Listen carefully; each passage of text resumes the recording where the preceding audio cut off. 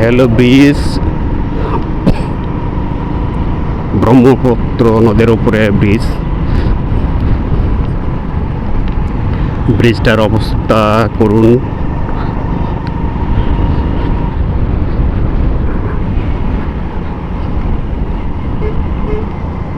হলো নদী, ব্রহ্মপুত্র নদী। এদিকে ওইদিকে হলো ট্রেন লাইন, ট্রেনের ব্রিজ ওই পাশ দিয়ে।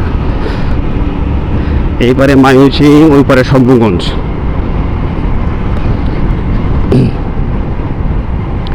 এখন আমরা শম্ভুগঞ্জের দিকে যাচ্ছি।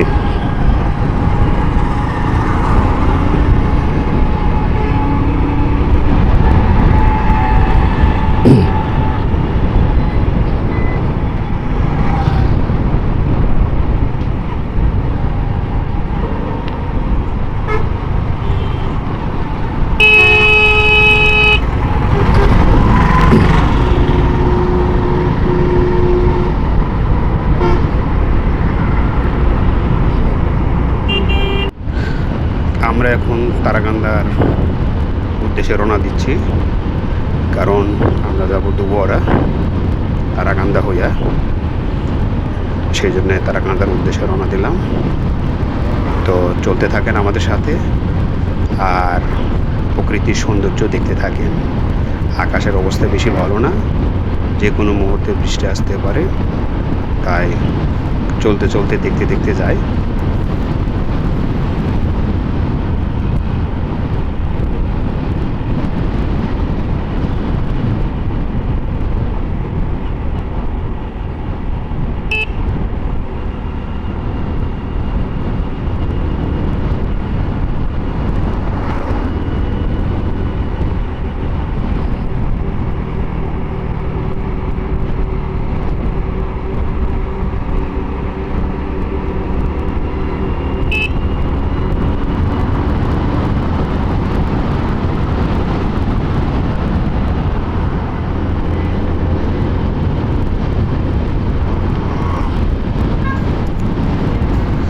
পূর্বে এই রাস্তা অনেক চিকন ছিল, একটা গাড়ি ওভারটেকিং করতে খুবই কষ্ট হতো।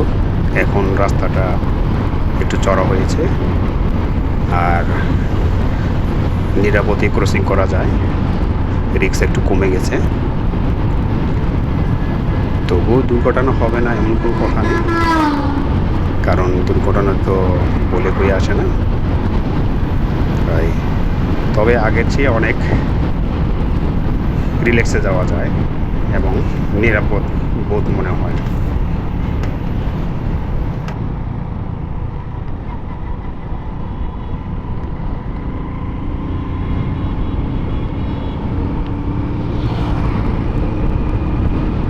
এরা আমাদের আগে আইছিল ইয়া থেকে।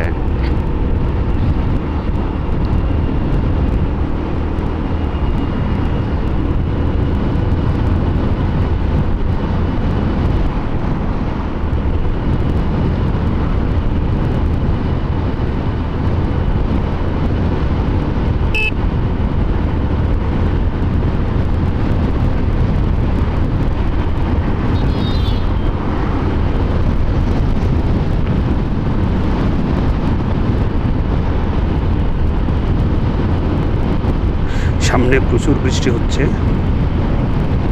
দেখা যাচ্ছে আকাশের অবস্থা বৃষ্টি পড়তেছে। তবে আমাদের এখানে এখনও বৃষ্টি হয় নাই।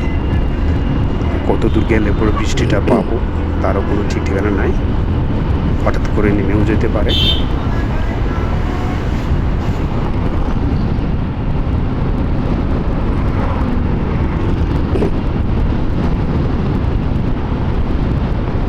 চাকা বাঁকা হয়ে যাবো এরকম করলে। বিটটা তো উঁচু উঁচু করে দিছে,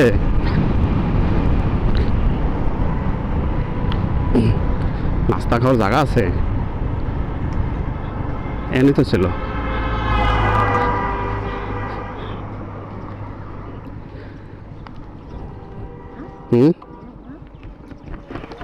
কিছু খাওয়া না? কি ওই জন্যই তো আছে সম্পর্কটা। একটু গাড়িটাও একটু রেস্ট দেই, বড় গাড়ি তো। কই কই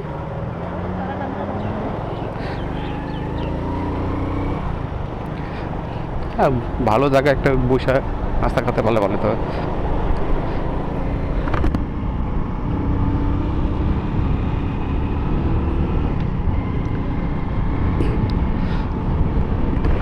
আর কত সময় লাগবে? বেশি সময় তো লাগবো না।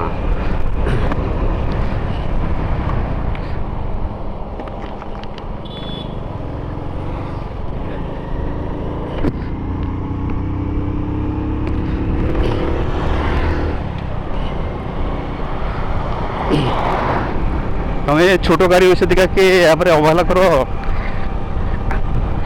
হয়তো সে ছোট গাড়ি আছে দিকে কি অবহেলা করো? গাড়ি তো খালি রিং পিস্টনের সমস্যা আছে, না হলে তো গাড়ি আরো টানতো ভালো করে।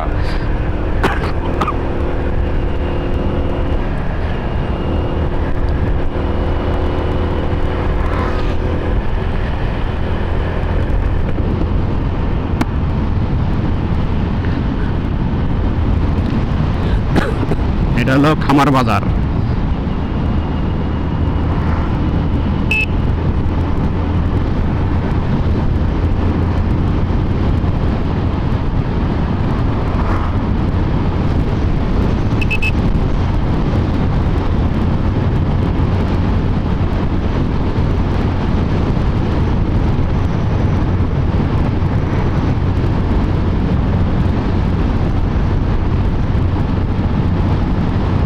ছোট গাড়ি দিয়ে লং জার্নি আস্তে আস্তে অভ্যস্ত হয়ে পড়তেছি। আমার এই হোন্ডা সিটি80 এই বাইক দিয়ে আমি লং জার্নি করতেছি কিছুদিন ধরে। বড় গাড়ি সেল করে দেওয়ার পরে ছোট গাড়ি দিয়ে এখন লং জার্নি করতেছি। তাতে একটু খরচ কমে, কারণ ফুয়েল কনজামশনটা ভালোই। এটা প্রায় মাইলেজ 60-70 মতো থাকে, আর মেনটেন্যান্স খরচও কম।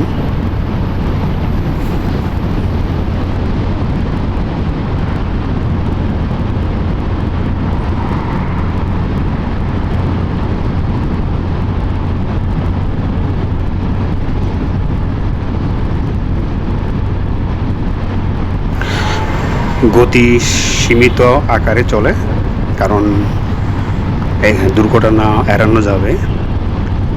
হাই স্পিডে যাওয়া যায় না, কারণ দুর্ঘটনা ঘটার সম্ভাবনা কম। যেগুলো হাই স্পিডে চলে সেগুলো দুর্ঘটনার কবলিত হইতে বেশি সময় লাগে না। এই যে বৃষ্টি আসতেছে, দাঁড়াইলে ভালো হতো না?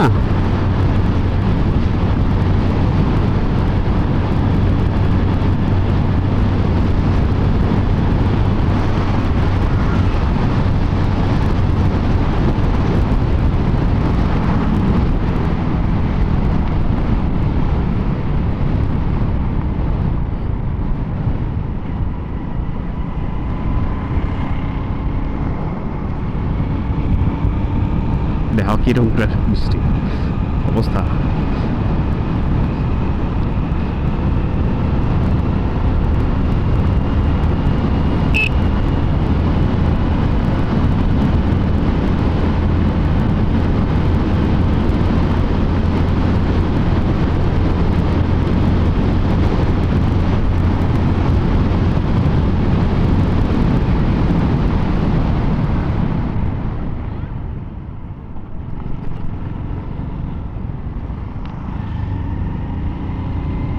এখানে দাঁড়াইতেই হবে, দেখ অনেক বৃষ্টি।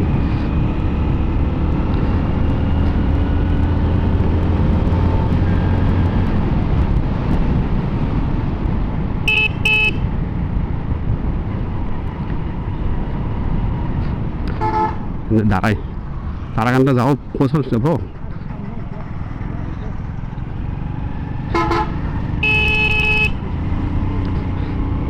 হ্যাঁ